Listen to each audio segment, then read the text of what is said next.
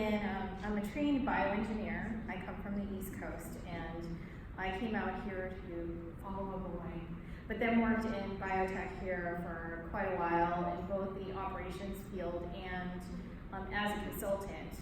A lot of the colleagues that I have come from Hybridtech, which was the first medical device company here in San Diego. So long history of biotech here. And then one day I was doing all the consulting work that I do in engineering, which is mostly creating processes and facilities for manufacturing of pharmaceuticals and medical devices. I was complaining a lot about the lab services that weren't available here, and somebody said, well, you complain so much about it, why don't you do something about it? And that's how I started Ultimate Labs. So that's my beginning story, and then of course, I started a company during the economic downturn in 2008. So as much as I wanted to get some funding from other sources like the SBA, that wasn't available at the time. So it was self-funded, and eventually, once we made money and banks saw that we did, we got some loans, and I built the business from 2 people to a dozen people to 20 people, and actually got some attention from large corporations across the country of what we were doing, and I've been solicited several times about different avenues of exiting, and but you said no. And I said no. All right, so pause on that, and then I'm going to back up, way back up a little bit here in a second. But just talk about the solicitation that you got, and what was going through your mind, why you said no. Yeah, so a lot of these are larger companies than I was at the time, and they still are. I am very interested in the culture that these companies bring to the table. I'm very invested in my employees, and I want them to be taken care of.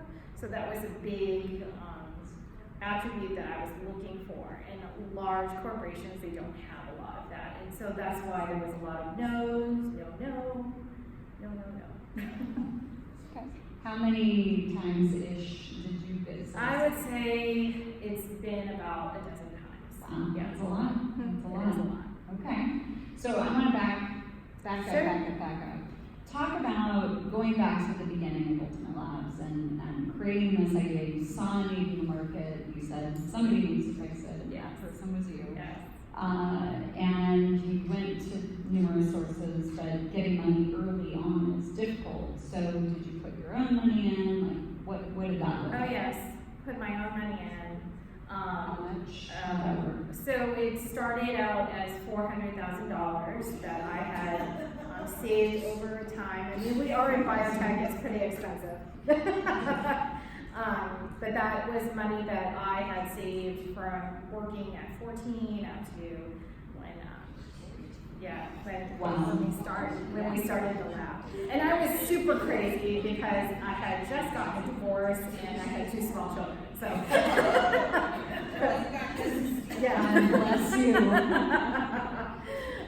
But that also puts a lot of things in perspective for me. So these 2 people are relying on me. These employees are relying on me. So every decision I made was for their benefit. And of course, as I exited, I made sure that those people were also taken care of. Great. So talk about the early years. I'm sure it was all roses. Oh yeah, all roses. Yeah. Well, as any entrepreneur does, you make mistakes. You kind of fumble your way through what is marketing, what is sales, what is putting together a financial structure. I was really fortunate that I had some background with that and had gone to school for some operational improvements and management. So that was extremely helpful. It was also extremely helpful having good friends in the community, having lots of colleagues. And I knew from an early on stage, I needed help. So I sought out CEO groups, I sought out people who knew more than I did in certain areas like sales and marketing and finance. So I encourage people to do that. I would say the first solicitation I got was when we were 5 years old. We weren't making a ton of money just yet. I knew that I had a vision for the company, that I wanted it to be successful in many different areas, adding to the biotech community, having more locations, adding more science to the community too. So those were my pieces of the vision that I wanted. And I still hold that true today. Like, this was an avenue, my exit was to get to that goal. Because now we're gonna be 2 locations, potentially 5 by the end of the year. And then all of the employees are guaranteed employment now, and not just depending on me to make sales, and lots more benefits to them. And also we have a brand new department in business development where we have the funds now to create and innovate. So these are all part of the vision that I have. Fantastic. So let's talk about the 13th quarter, 13th solicitation. I'll just rough it with that. Yeah. So what was different? So nothing different from any of the others. So really, they came and visited, we did the tour, we had the conversation. What is your culture like? What is my culture like? It seemed to be a cultural fit. And then I said no, because again, we were in a position where we were extremely profitable, and I was kind of making that decision, like, can I do this on my own? What would it look like if we had a partner? And I said no originally, and then they came back with a significantly larger number. Yes. And sit down first. Equity in the company, and in the new entity, and also, you know, a very generous employment contract with all the terms that I wanted. So there's no rush, so you can get what you want out of the deal, and that's why I went with them. Okay. And how did they find out about you? Have they been stalking you? Yes, they have been stalking me. They really wanted a presence in Southern California, and we have a good presence here. So let's talk about that timeline, Kim, because based on our conversation, it sounds like, went relatively quickly. It did. Just kind of break that down. Yeah, so for me, it was very quick. So I was solicited in the early fall of last year. I said yes after the holidays. We started the transaction event and closed it in April. And that is super fast. Like, this usually doesn't happen. And my only saving grace was that because I was the business owner and I was 100% business owner and didn't have to answer to partners, that really helped a lot. And the second piece was because I knew every single aspect of the business, it made everything go fast. It wasn't like I was deferring to a CFO and I was deferring to the salesperson or a legal person. I could answer directly all the questions to the private equity firm. So that made it go very, very quickly. But to me, the way the structure is currently is private equity owns the larger entity that I bought into. The reason why I chose that versus just being straight bought out by another company is because it guaranteed growth. And it guarantees me another exit. So yes. 10% owner of the larger entity. Eventually it will get diluted over time as they purchase more companies. But the private equity firm, their plan is to acquire more companies, create a larger fraction. They have a financial goal in mind, and then have another transaction event in 5 to 6 years. And then that will pay out to all of the owners. Awesome. Yeah. So who were your advisors along the way? So unfortunately he's not here, but Del Lewis has been an advisor for me for a long time, and I met him through Vistage.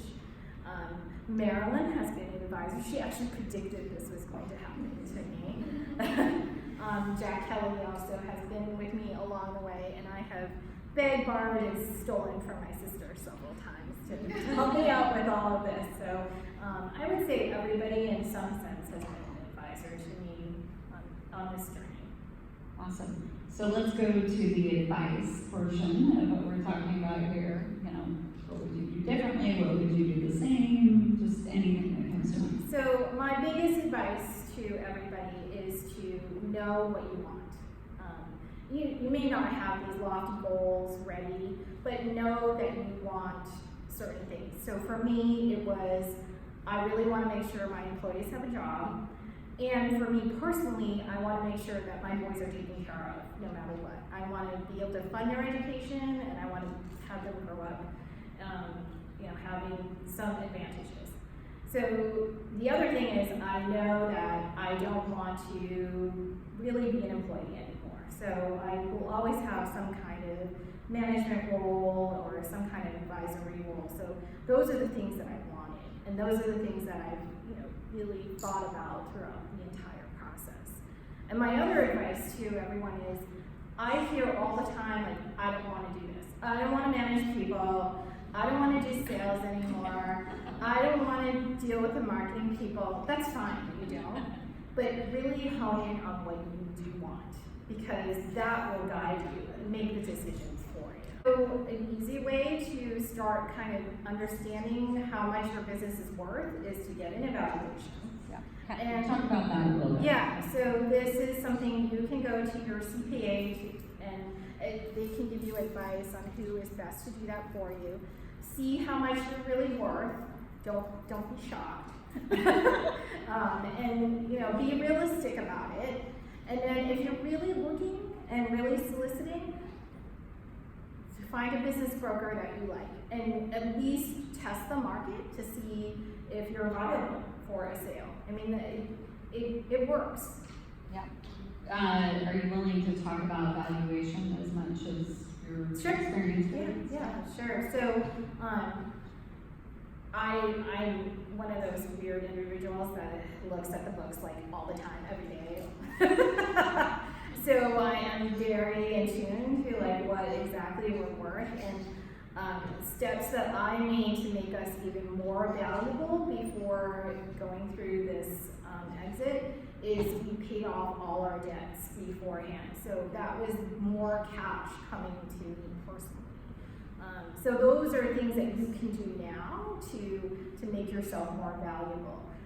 And an evaluation is taking exactly what it says. It's what you're making minus the expenses that you have and before the taxes that you have to pay. So that is the bottom line formula for it. And depending on your industry, a suitor will go for 1 times to another multiple of your EBITDA. So that's realistic. Yes. Damn taxes. Thank you. Thank you. So many questions. I know. So I'm going to ask a final, very random, arbitrary wrap-up question. I'm going to ask for input from the audience here, questions. Just how do you feel? So liberated. Okay, all right, sure. Tell me more. Well, because I have reached some of those goals that I wanted. So I took care of my employees. They're all employed. They all have good jobs. I have taken care of my children, their education. Have you taken care of you, as was suggested in the prior? Well, I'm working on that. So the transition has been for me to not be the owner and be this new business development person. And I have now just been put on house arrest to stay at home and not go in every day. So that's been very therapeutic, actually. Love it. Awesome. So I'm going to open it up for questions.